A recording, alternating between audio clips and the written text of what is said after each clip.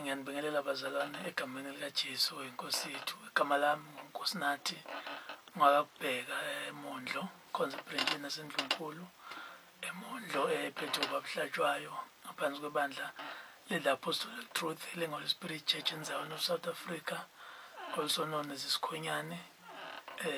Njengoba silapha-ke under iDlaba Records besizorekhoda umsebenzi wethu wokuqala ngaphansi kwebandla lesikhonyane. Nesicelo-ke bazalwane ukuthi nisisapothe ngale ndlela lena nathi esiwulethe ngayo umsebenzi kini.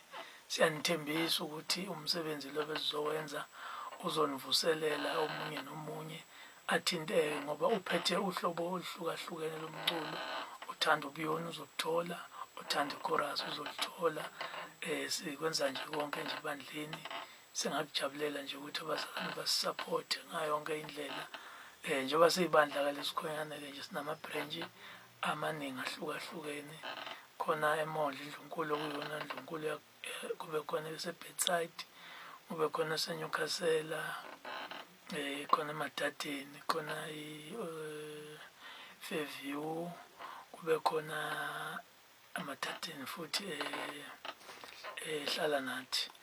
Bese kuba khona eSpreyt, eKatlehong eSpreyt, kube khona eVosloorus, kube khona eseSoweto, kube khona eseTsakani, kube khona eseThembisa, kube khona eseKagiso, Mahlabathini, Dalton, Nongoma, Lundi, Mandeni, Thekwini. Sikhona nje bazalwane.